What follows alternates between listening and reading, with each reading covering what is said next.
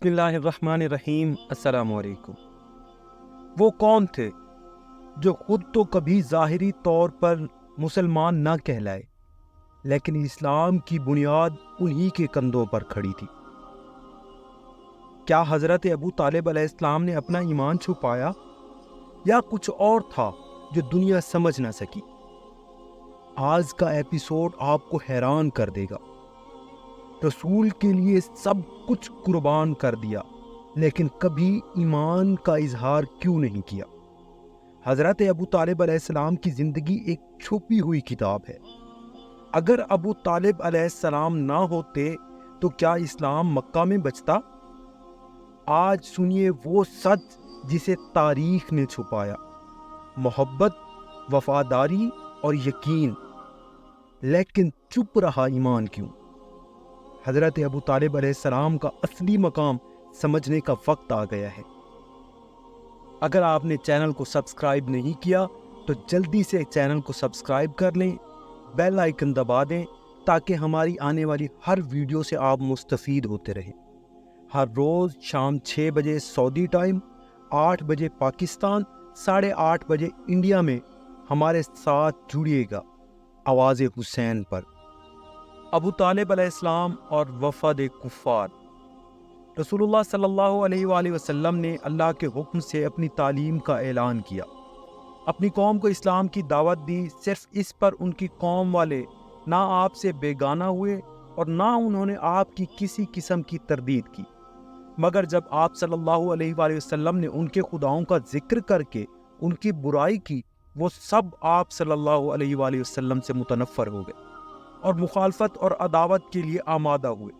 البتہ ان میں سے جو اسلام لا چکے تھے ان کی تعداد بہت کم تھی اور انہوں نے اپنے آپ کو چھپا رکھا تھا۔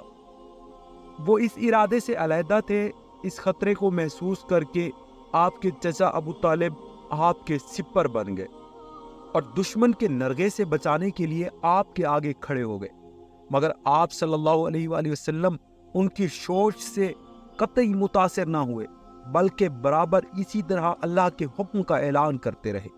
جب قریش نے دیکھا کہ رسول اللہ باوجود ان کی مخالفت اور ترک تعلق کے ان کے معبودوں کو برا کہنا نہیں چھوڑتے اور ابو طالب ان کے سپر اور محافظ ہیں، وہ ان کو قریش کے حوالے نہیں کرتے، قریش کے عمائد عتبہ بن ربیعہ، شیبہ بن ربیعہ، ابو البختری بن ہشام، اسود بن عبد المطلب، ولید بن المغیرہ، ابو جہل بن ہشام، آس بن الوائل اور حجاج کے بیٹے نبایہ اور نبیہ، جو ان میں سے خود چل کر جا سکے، ابو طالب کے پاس گئے اور کہا، تمہارے بھتیجے نے ہمارے خداؤں کو گالیاں دی، ہمارے مذہب کی مذمت کی، ہم کو احمق بتایا اور ہمارے آباء و اجداد کو گمراہ قرار دیا۔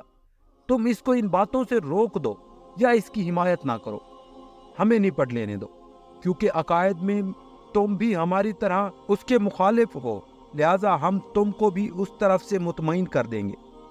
ابو طالب نے نرم لہجے میں ان سے گفتگو کی اور بہت خوش اسلوبی سے ان کو رد کر دیا اور کہا کہ میں تمہارے عقائد پر نہیں ہوں۔ وہ پلٹ گئے اور آپ بدستور اللہ کے حکم کی تبلیغ اور اس کی دعوت دیتے رہے۔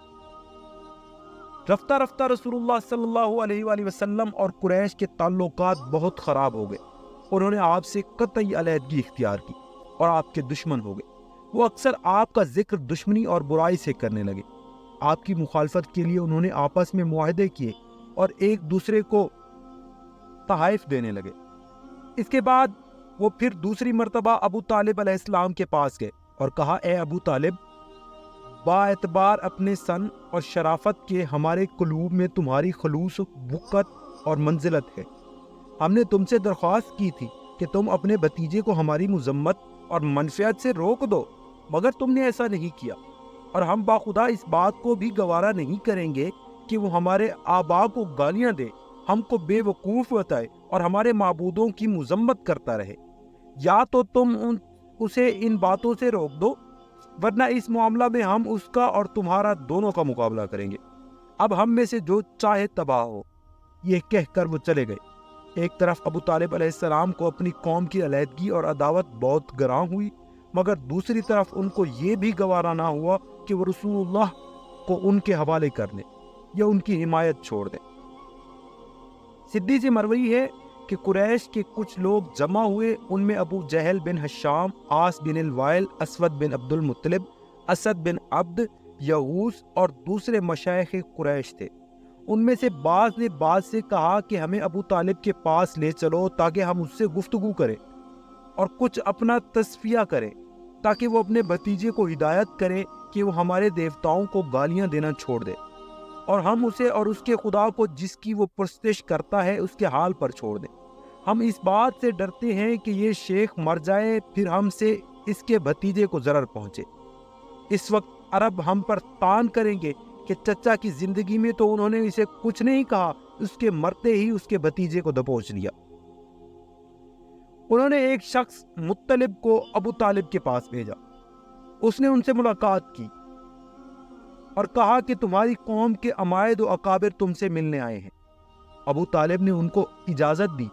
وہ اس کے پاس آئے اور کہا کہ آپ بڑے بزرگ اور سردار ہیں، آپ اپنے بھتیجے کے مقابلے میں ہمارا انصاف کیجیے، آپ اسے منع کر دیں کہ وہ ہمارے خداؤں کو گالیاں نہ دے، ہم اس کے خدا سے کوئی تعرض نہ کریں گے۔ ابو طالب علیہ السلام نے رسول اللہ کو بلا بھیجا اور ان سے کہا، اے میرے بھتیجے، یہ تمہاری قوم کے بزرگ اور عمائد ہیں، یہ تم سے تصفیہ چاہتے ہیں کہ تم ان کے دیوتاؤں کو گالیاں دینا چھوڑ دو، وہ تم سے اور تمہارے خدا سے کوئی تعرض نہ کریں گے۔ رسول اللہ نے فرمایا، چچا جان، کیا میں ان کو ایسی بات کی دعوت نہیں دے رہا جو ان کی بت پرستی سے بہتر ہے؟ ابو طالب علیہ السلام نے پوچھا، وہ کیا دعوت ہے؟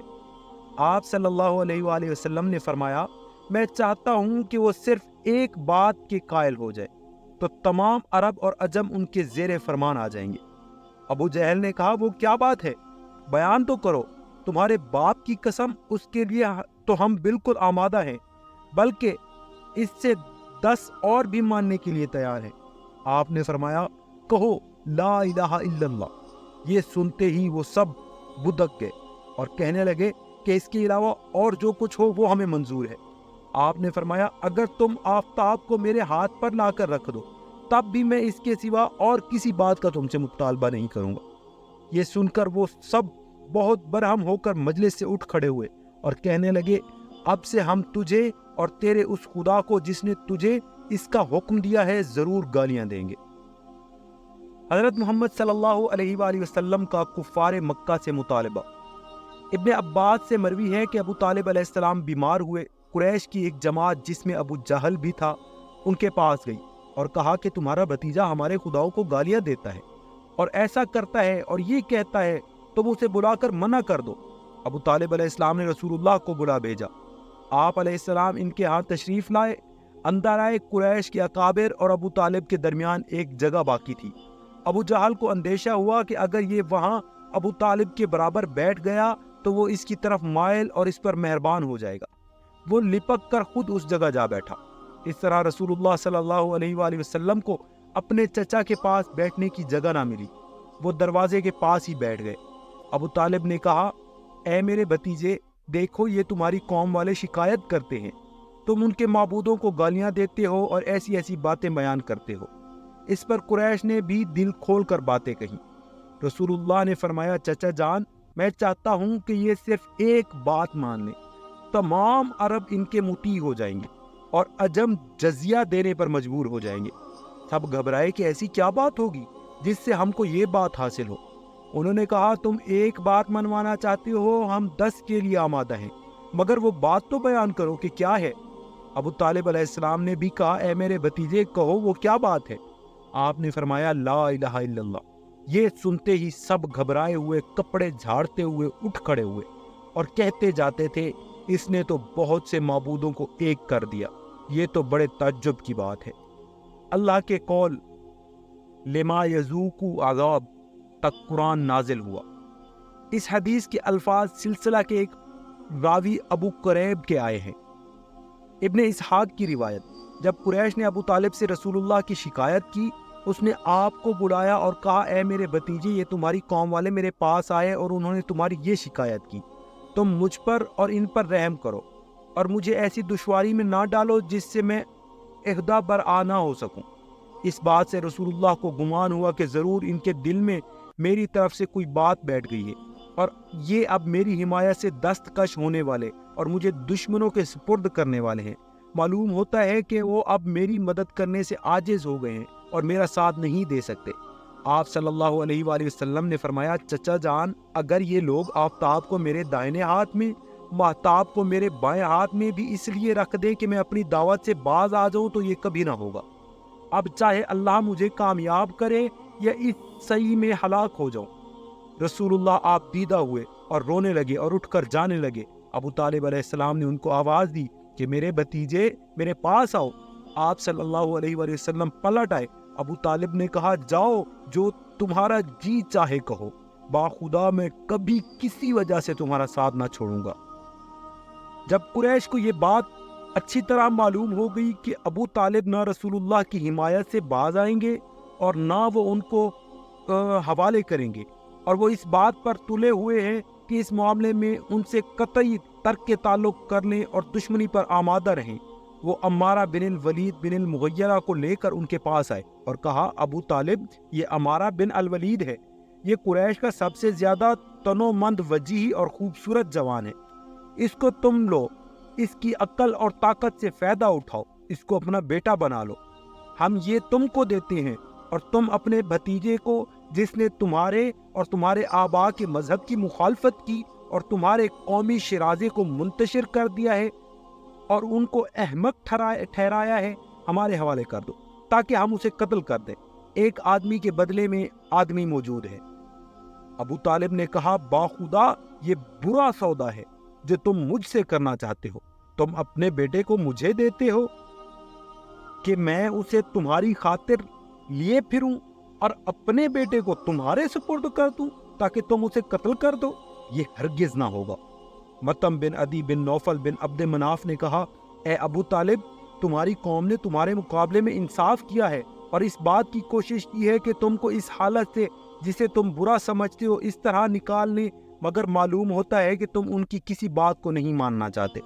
ابو طالب علیہ السلام نے اس سے کہا، انہوں نے ہرگز میرے ساتھ انصاف نہیں کیا، بلکہ تم میرا ساتھ چھوڑنے کا تصفیہ کر چکے ہو اور ان سب کو میرے اوپر چڑھا لائے ہو، اب جو جی چاہے کرو۔ اس پر معاملے نے جھگڑے کی شکل اختیار کی، لڑائی ٹھن گئی، گالی گفتار پر نوبت پہنچ گئی۔ پھر قریش نے مسلمانوں کے خلاف جنہوں نے ان کے قبل میں سے رسول اللہ کا ساتھ دیا ہو اور اسلام لے آئے تھے، آپس میں معاہدہ کیا کہ ہر قبیلہ اپنے آدمی کو قتل کر دے، چنانچہ ایسے ہی عمل ہونے لگا۔ ہر قبیلہ نے اپنے قبیلے کے مسلمانوں کو طرح طرح سے عذاب دینا اور ستانا شروع کر دیا تاکہ وہ اسلام سے منحرف ہو جائیں۔ اللہ نے رسول اللہ کی حفاظت ان کے چچا ابو طالب علیہ السلام کے ذریعے کر دی۔ جب ابو طالب علیہ السلام نے دیکھا کہ قریش یہ حرکتیں کر رہے ہیں، انہوں نے بنی ہاشم اور بنی عبد المطلب کو جمع کر کے ان میں تقریر کی، ان کو رسول اللہ کی مدافعت اور رفاقت کی دعوت دی۔ چنانچہ اس دعوت کو قبول کر کے ابو لہب کے علاوہ وہ سب کے سب رسول اللہ کی مدافعت اور رفاقت کے لیے ان کے پاس آ گئے۔ جب ابو طالب علیہ السلام نے دیکھا کہ ان کی قوم بدلو جان رسول صلی اللہ علیہ وآلہ وسلم کی مدافعت اور رفاقت کے لیے آمادہ ہے اور وہ ان کے لیے سپر بنی ہوئی ہے، وہ اس سے بہت خوش ہوئے۔ انہوں نے ان کی تعریف کی اور ان کی رائے کو رسول اللہ کی موافقت میں زیادہ راسخ کرنے کے لیے ان پر، رسول اللہ کی فضیلت میں زیادہ راسخ کرنے کے لیے ان پر رسول صلی اللہ علیہ وآلہ وسلم کی فوقیت جتائی۔ جب رسول اللہ نے اپنی قوم کو اس ہدایت اور نور کی طرف جسے دیکھ کر اللہ نے آپ کو مبعوث فرمایا تھا دعوت دی، تو ابتدا میں وہ آپ سے کنارہ کش نہیں ہوئے بلکہ قریب تھے کہ آپ کی بات مان لیتے، مگر جب آپ نے ان کے جھوٹے معبودوں کا ذکر کیا اور قریش کی ایک جماعت جو صاحب املاک تھی طائف سے مکہ آئی، تب انہوں نے آپ کی بات کا برا سمجھا یا آپ کے سخت مخالف ہو گئے اور انہوں نے اپنے فرما بردار کو آپ کے خلاف پراگیختہ کیا۔ اس طرح اکثر آدمی آپ کا ساتھ چھوڑ کر علیحدہ ہوئے، البتہ صرف تھوڑے سے وہ لوگ آپ کے ساتھ رہ گئے جن کو اللہ نے اسلام پر قائم رکھا۔ کچھ عرصہ اسی طرح گزرا، پھر قریش کے رؤساء نے مشورہ کر کے اس بات کا تہیہ کر لیا کہ ان کے بیٹے، بھائی یا قبیلہ والوں میں سے جو مسلمان ہو گئے ہیں ان کو کسی نہ کسی طرح اسلام سے پرگشتہ کیا جائے۔ نبی ہونے کے 3 سال بعد اللہ نے حضرت صلی اللہ علیہ وآلہ وسلم کو حکم دیا کہ جو حکم دیا جاتا ہے اس کو اعلانیہ ظاہر کریں، اور اس حکم سے پہلے تک حضرت چھپ کر دعوت حق دیا کرتے تھے اور صرف قابل اعتماد آدمیوں کو تبلیغ کیا کرتے تھے، اور جب نماز کا ارادہ فرماتے تو صحابہ کسی گھاٹی میں چھپ کر نماز پڑھتے تھے۔ ایک دفعہ سعد بن ابی وقاص اور عمار اور ابن مسعود اور حباب اور سعد بن زید ایک گھاٹی میں نماز پڑھ رہے تھے، اور مشرکین کی ایک جماعت نے دیکھ لیا، اور اس جماعت میں ابو سفیان بن حرب اور اخنس بن شریک اور دوسرے لوگ موجود تھے۔ ان لوگوں نے ان کو گالیاں دی اور برا بھلا کہا، یہاں تک کہ لڑنے لگے، اور حضرت سعد نے اونٹ کے جبڑے کی ہڈی کھینچ کر مشرک کے ماری، جس سے اس کا سر پھٹ گیا، اور ایک قول کے موافق یہ پہلا خون تھا جو اسلام کی راہ میں کیا گیا۔ معزز سامعین، اگر آپ کو ویڈیو پسند آئی ہے تو لائک اور سبسکرائب ضرور کریں اور اسے اپنے عزیزوں تک پہنچائیں تاکہ ثواب جاریہ بن سکے۔ والسلام۔